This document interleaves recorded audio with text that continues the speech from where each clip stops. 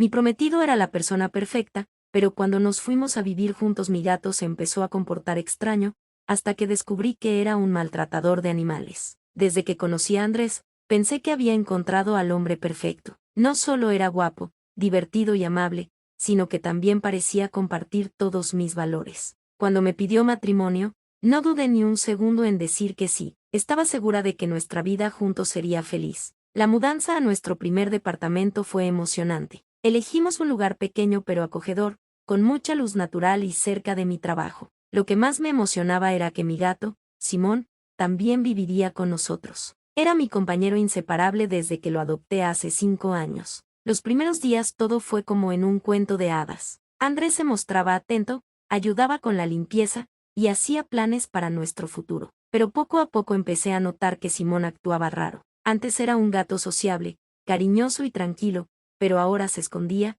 se mostraba nervioso y gruñía incluso cuando yo me acercaba. Pensé que tal vez la mudanza lo había estresado, así que intenté darle más tiempo y cariño. Sin embargo, una tarde al llegar del trabajo, lo vi temblando debajo del sofá, con una pequeña herida en una pata. Me preocupé mucho y decidí investigar qué podía estar pasando. Al principio quise pensar que era un accidente o que se lastimó solo, pero las cosas empeoraron. Cada vez que Andrés estaba en casa, Simón se ponía más retraído y asustado. Me parecía raro, pero no quería imaginar lo peor. Una noche, al despertarme, escuché ruidos extraños en la sala. Al asomarme, vi a Andrés levantando la mano hacia Simón, quien trataba de escapar desesperadamente. Mi corazón se detuvo. No podía creer lo que estaba viendo. Andrés, para, grité, horrorizada. Él se detuvo y me miró con una sonrisa falsa que me heló la sangre. Desde ese momento, supe que había algo oscuro escondido detrás de esa fachada perfecta. La escena quedó grabada en mi mente como una pesadilla vívida.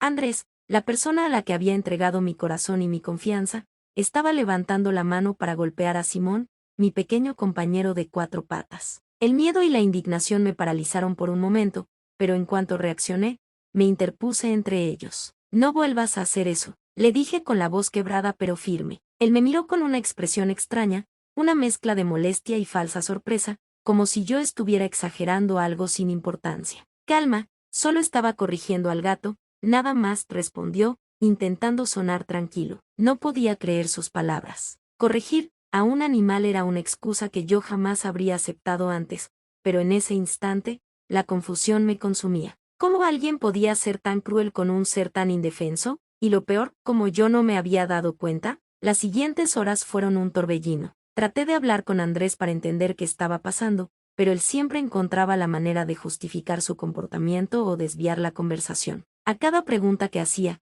sentía como su verdadera naturaleza se hacía más evidente, pero la ocultaba tras una sonrisa que se me hacía cada vez más falsa. Simón, por su parte, se refugiaba en los rincones más oscuros de la casa. Cada vez que Andrés levantaba la voz, el gato temblaba y se escondía con desesperación. Lo vi una noche con una pequeña herida en el lomo que no pude ignorar. Decidí llevarlo al veterinario, donde confirmaron mis peores temores. No era un accidente, eran signos claros de maltrato. El veterinario me miró con tristeza y me dijo que debía proteger a mi gato de inmediato. Ese día, el hogar que creí seguro se convirtió en una prisión para ambos. Sentía que estaba atrapada entre el hombre que amaba y la criatura que necesitaba cuidar. Intenté hablar con amigos y familiares, pero Andrés era encantador en público, y nadie podía imaginar lo que sucedía tras esas puertas. Con cada día que pasaba, las pequeñas señales de violencia se volvieron más frecuentes. Andrés no solo lastimaba a Simón, también comenzó a mostrar destellos de ira hacia mí, palabras hirientes, gritos sin razón, comentarios que minaban mi confianza. Me sentía sola, atrapada en una mentira que yo misma había ayudado a construir. El amor se había transformado en miedo, y mi instinto de protección por Simón me dio la fuerza para empezar a planear una salida, aunque sabía que no sería fácil. Una noche, mientras Andrés dormía, me senté en la sala con Simón en brazos y lloré por primera vez sin miedo a ser juzgada. Sabía que tenía que actuar rápido. No podía permitir que ni mi gato ni yo sufriéramos más. Esa noche fue un punto de quiebre para mí. Por primera vez en semanas, tomé conciencia real de que mi vida y la de Simón estaban en peligro, y que el hombre que había creído perfecto era una amenaza constante. El peso de la mentira y el miedo me aplastaba, pero había algo más fuerte que todo eso, la necesidad de proteger a mi gato y a mí misma. Empecé a documentar todo lo que pasaba. Cada herida, cada actitud violenta, cada insulto. Saqué fotos a las marcas que Andrés le hacía a Simón, grabé algunas discusiones en voz baja, y guardé mensajes donde él se mostraba agresivo. Tenía miedo, pero sabía que si algún día necesitaba ayuda legal o policial, debía tener pruebas. Por las noches, Simón se acurrucaba junto a mí, temblando, como si también supiera que algo malo estaba ocurriendo. Yo lo acariciaba despacio, susurrándole palabras suaves, prometiéndole que pronto todo cambiaría. No podía abandonar a mi compañero fiel. Al día siguiente, decidí contarle a mi mejor amiga, Carla, lo que estaba pasando. Sentía que necesitaba un apoyo externo, alguien que me ayudara a salir de ese círculo vicioso. Cuando le hablé, ella me escuchó sin juzgar y me abrazó con fuerza. No mereces vivir así, ni tú ni Simón, me dijo. Yo te voy a ayudar, no estás sola. Con su apoyo, comencé a planear cómo salir de esa casa sin levantar sospechas. Sabía que Andrés podía reaccionar mal si sospechaba que quería dejarlo, y eso me aterraba. Pero la alternativa, seguir ahí, era aún peor. Mientras tanto,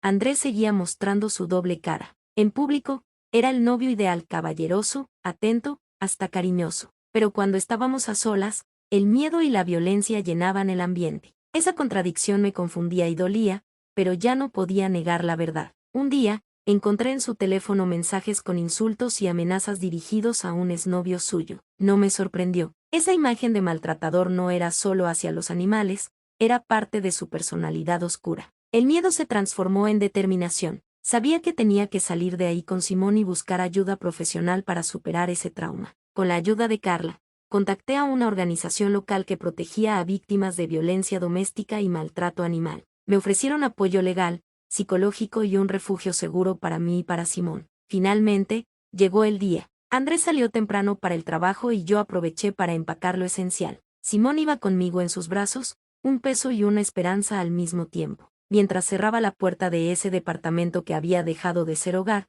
sentí que un capítulo oscuro terminaba, pero sabía que la lucha apenas comenzaba. La primera noche fuera de ese departamento fue extraña. Dormí en una habitación de paredes claras y sábanas limpias, pero el miedo seguía pegado a mi piel como un perfume amargo. Simón dormía enroscado a mi lado, su respiración agitada bajando poco a poco a medida que las horas pasaban. El silencio ya no era tenso ni amenazante, pero aún no sabía cómo sentirme en libertad. Carla me había conseguido un lugar temporal en el departamento de su prima, que estaba fuera del país por unos meses. No era grande, pero era seguro, y sobre todo, estaba lejos de Andrés. Las primeras mañanas fueron difíciles. Me despertaba con el corazón acelerado, pensando que él podía aparecer en cualquier momento, como si pudiera atravesar las paredes con su furia y arruinar todo. Miraba constantemente por la ventana. Revisaba varias veces si la puerta estaba bien cerrada. Era como si una parte de mí aún no creyera que de verdad había escapado. Simón también estaba en proceso de sanar.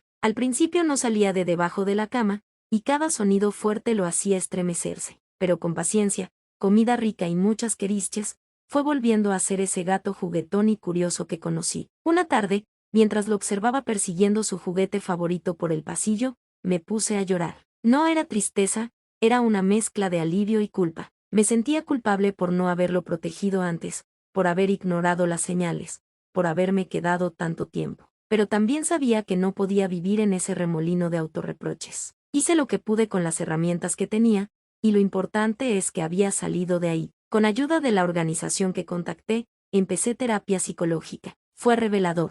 Me di cuenta de que el maltrato no siempre empieza con gritos o golpes. A veces comienza con comentarios sutiles, con actitudes controladoras disfrazadas de preocupación, con pequeños límites que te roban la voz sin que te des cuenta. Andrés nunca me golpeó a mí, pero su violencia era evidente en sus gestos, en su desprecio por la vida ajena, en su forma de hacerme sentir pequeña e insegura. Simón fue la primera víctima directa, pero yo también había sido su objetivo, de una forma más silenciosa y perversa. Una semana después de irme, Andrés comenzó a llamarme, luego a mandarme mensajes, correos, incluso cartas. Al principio eran dulces, llenos de promesas de cambio, disculpas vagas y manipuladoras. Pero cuando vio que no respondía, comenzaron las amenazas. Me decía que iba a arruinarme, que nadie me iba a creer, que se encargaría de que me arrepintiera. No me dejó otra opción que levantar una denuncia formal. Con las pruebas que había reunido, y el respaldo de la organización, inicié el proceso. No fue fácil. Revivir todo frente a una autoridad, tener que narrar cada detalle, cada herida emocional, me hizo sentir expuesta y vulnerable, pero también me dio fuerza. Sentí que al hablarlo, le quitaba poder. Mientras todo eso pasaba, volví a conectarme conmigo misma. Redescubrí placeres simples, leer con una taza de té, salir a caminar sin miedo, escuchar música sin pensar en si a él le molestaba o no. Retomé mi trabajo como diseñadora freelance y empecé a dibujar de nuevo. Por primera vez en mucho tiempo, mi arte ya no era gris ni oscuro. Había color, aunque fuera tenue. Simón, mi pequeño sobreviviente, seguía dándome lecciones. A pesar de todo el dolor que había vivido, seguía confiando en mí, y si él podía sanar, yo también. Denunciar a Andrés fue una de las decisiones más difíciles de mi vida. No porque dudara de lo que había hecho, las imágenes de Simón herido y temblando seguían frescas en mi memoria, sino por el miedo a no ser creída. ¿Cómo explicarle a alguien que el hombre encantador, educado y profesional que conocían era, en realidad, un maltratador? Pero ya no estaba sola. La organización me asignó a una abogada especializada, y Carla seguía a mi lado como una roca. El proceso legal comenzó con una denuncia por maltrato animal, sustentada por los informes veterinarios, las fotos que tomé y algunos audios donde Andrés gritaba y lanzaba amenazas. Además, incluí los mensajes abusivos que me había enviado tras mi partida.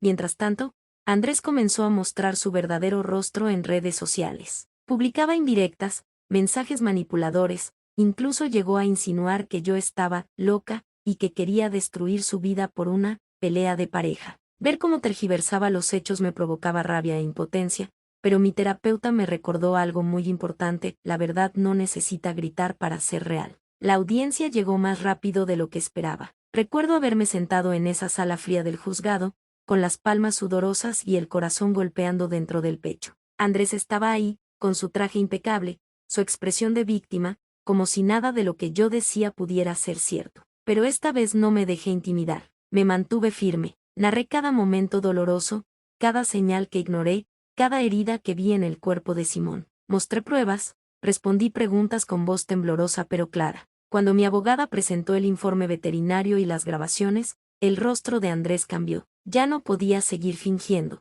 Por más que intentó minimizar lo ocurrido o pintarlo como un malentendido, el daño estaba documentado. Incluso sus mensajes posteriores lo dejaron al descubierto. El juez dictó una orden de alejamiento tanto para mí como para Simón, y se abrió un proceso penal por maltrato animal. Tal vez no era justicia total, pero era un paso gigante hacia la verdad. Esa noche, al volver a casa, me senté frente al balcón con Simón en brazos y respiré por primera vez en mucho tiempo. Respiré sin miedo. Respiré sabiendo que la voz que durante tanto tiempo se apagó ahora se escuchaba fuerte y clara. Pero sanar no era un destino, era un camino. Había días en que me despertaba con el corazón en la garganta, con pesadillas o recuerdos incómodos. A veces dudaba de mí misma, de si había hecho lo correcto al exponerlo. Y en esos momentos, bastaba con mirar a Simón. Su pelaje volvía a brillar, su mirada era tranquila y juguetona, y sus maullidos no eran de miedo, sino de alegría. Una tarde, mientras dibujaba en mi cuaderno, me di cuenta de algo: que Andrés había destruido parte de mi confianza, sí, pero no había podido destruir mi capacidad de amar, de crear, de sentir. Y eso, en sí mismo, era una victoria. Poco a poco, comencé a compartir mi historia. Primero con personas cercanas, luego en un blog que abrí bajo seudónimo. Y pronto, otras mujeres comenzaron a escribirme. Algunas me agradecían por darles valor, otras me contaban sus propias experiencias. Sentí que algo poderoso nacía de mi dolor, la posibilidad de evitar que otras vivieran lo mismo en silencio. Contar mi historia fue como quitarme una venda de los ojos. Durante mucho tiempo había vivido para complacer, para encajar, para mantener la imagen de una relación perfecta que solo existía en la superficie. Pero ahora, cada palabra que escribía, cada mensaje que recibía de otras mujeres, me devolvía un pedazo de mí que Andrés me había quitado. El blog, que había comenzado como un desahogo anónimo, empezó a crecer. Lo llamé Garras que no se rinden, en honor a Simón y a todo lo que representaba: resistencia, ternura y valentía. Escribía sobre mi experiencia, sobre las señales de alerta que muchas veces ignoramos en una relación, sobre cómo el maltrato no siempre empieza con golpes, sino con el control disfrazado de amor. Recibía mensajes de mujeres que me decían: gracias por poner en palabras lo que yo no sabía cómo explicar, me diste el valor para dejarlo, o simplemente, ahora entiendo lo que viví. Y aunque no tenía todas las respuestas, sabía que ser parte de ese despertar colectivo era algo poderoso. Mientras tanto, el proceso judicial seguía su curso. Andrés había contratado a un abogado costoso y trataba de limpiar su imagen en redes, pero la denuncia pesaba. Lo habían citado en más de una ocasión, y aunque él seguía insistiendo en que todo era un malentendido, la evidencia no mentía. La Organización de Protección Animal también se hizo parte del caso, dándole aún más visibilidad. Una tarde, recibí una llamada inesperada. El juez había resuelto imponerle una multa considerable, además de una inhabilitación temporal para convivir con animales. Fue una victoria parcial, pero significativa. Por primera vez, alguien como él enfrentaba consecuencias reales. No suficientes, quizá, pero era algo. Volví a terapia con más frecuencia. No para hablar solo de Andrés, sino para trabajar en mí. Había heridas más profundas de lo que imaginaba. La necesidad de validación, el miedo al conflicto, el deseo de sentirme amada aunque fuera a costa de mi bienestar, todo eso venía de antes. Andrés solo había sido el catalizador. Simón seguía siendo mi faro. Me despertaba con su ronroneo suave, me acompañaba mientras trabajaba, y dormía a mi lado con la paz que antes no tenía. Su presencia era la prueba viva de que salir del infierno había valido la pena. Volví a ver a Carla más seguido. Íbamos al parque, al cine, o simplemente nos quedábamos hablando durante horas. Redescubrí lo que era reír sin miedo, estar con alguien sin la tensión de que algo malo pudiera pasar en cualquier momento. Aprendí que los vínculos sanos no duelen, no te hacen dudar de ti, no te quiebran. Una noche, mientras caminábamos por una feria artesanal, Carla me miró de pronto y dijo, «Eres otra», pero en el mejor sentido, y yo sonreí, porque sabía que tenía razón. No era la misma mujer que se había enamorado ciegamente, que ignoró las señales rojas y se aferró a una ilusión. Tampoco era la mujer rota y asustada que huyó con su gato en brazos. Era alguien nueva, alguien que había cruzado el fuego y salido con cicatrices, pero también con fuerza. Y lo mejor de todo, ya no tenía miedo de estar sola, porque por fin, estaba conmigo misma. Habían pasado ya varios meses desde que dejé a Andrés. A veces me parecía que todo había ocurrido en otra vida, como si aquella versión de mí, la que vivía entre la duda, el miedo y la negación, hubiera desaparecido para siempre. Pero otras veces, las heridas volvían a latir en silencio, recordándome que el dolor no se borra, solo aprende a caminar contigo sin dictarte el rumbo. Poco a poco, volví a abrirme al mundo.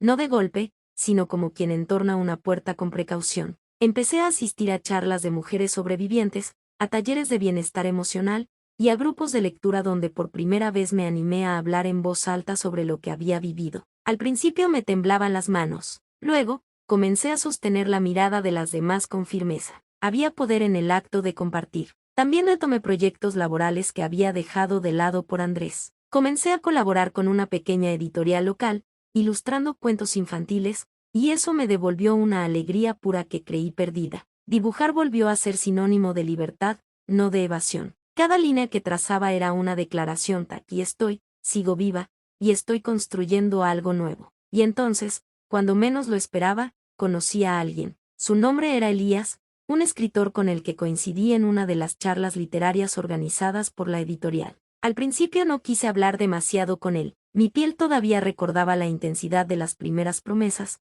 y no estaba dispuesta a caer en otro espejismo. Pero Elías era distinto, silencioso, atento, jamás invasivo. Me hablaba de libros, de gatos, de cicatrices propias y ajenas, sin la necesidad de invadir mi espacio. Tardé semanas en aceptar salir a tomar un café con él, y cuando lo hice, fui clara desde el inicio. No busco nada serio. No quiero depender emocionalmente de nadie nunca más. Y tengo un gato muy especial que es mi prioridad. Él sonrió con calidez y dijo, perfecto. Yo tampoco estoy buscando una historia perfecta, prefiero una real. Y me encantaría conocer a ese gato. No hubo presión, ni máscaras. Solo conversaciones sinceras, silencios cómodos y mucho respeto. Simón, por su parte, fue el mejor detector de intenciones. Lo olfateó con cautela, lo rodeó con desconfianza los primeros días, hasta que una tarde se le subió al regazo y se quedó dormido. Fue su forma de dar el visto bueno, y aunque aún no me sentía lista para una relación, era bonito saber que podía dejar entrar a alguien en mi vida sin traicionar lo que había aprendido.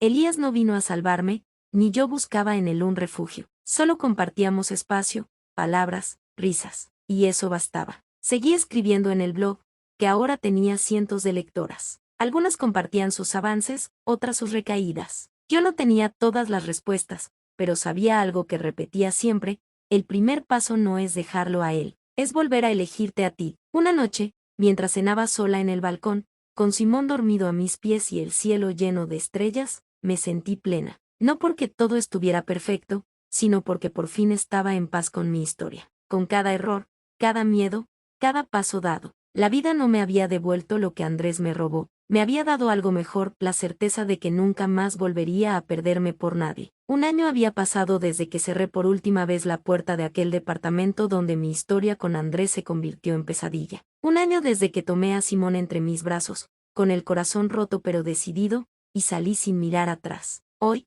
el calendario marcaba exactamente 12 meses desde ese día. No lo planeé, pero lo sentí. Cada célula de mi cuerpo sabía que este no era un día cualquiera. No porque necesitara conmemorarlo, sino porque me encontraba, por fin, en otro lugar, en otra vida. Vivía ahora en un departamento pequeño, decorado a mi gusto, lleno de plantas y libros. El ambiente estaba impregnado de calma. Simón dormía al sol, estirado sobre la alfombra como si nunca hubiera conocido el miedo. Verlo así me llenaba de orgullo, porque su paz también era reflejo de la mía. El juicio contra Andrés había terminado hace unos meses. Fue condenado por maltrato animal y violencia psicológica. No fue una sentencia larga, pero suficiente para que quedara registrado, para que su máscara cayera en más círculos de los que él creía intocables. Desde entonces, no volví a saber nada de él, y por primera vez, su silencio era una bendición. Mi blog, Garras que no se rinden, se convirtió en una comunidad. Muchas mujeres encontraron allí un espacio para alzar la voz sin ser juzgadas. Empezamos a organizar eventos, colaboraciones con refugios de animales, charlas en universidades. Mi historia ya no era solo mía, se había transformado en una herramienta de cambio. Lo que un día me destruyó, hoy era parte de lo que me hacía fuerte. Y aunque muchas veces me preguntaban si volvería a enamorarme, si Elías y yo habíamos seguido adelante, la respuesta más sincera que podía dar era esta: me enamoré de mí, de esta nueva versión que construí con paciencia, con coraje, con lágrimas y decisiones difíciles. Elías seguía presente, como un compañero, sin presiones ni expectativas. Con él aprendí que el amor no debe doler para sentirse real. Una tarde de verano, mientras tomaba té en el balcón y Simón jugaba con una mariposa que se coló entre las plantas, respiré profundamente. El aire estaba tibio, lleno de vida. Cerré los ojos por un momento y sonreí, no porque todo fuera perfecto, sino porque por fin, todo era mío, mi historia, mi espacio, mi voz, y sobre todo, mi libertad.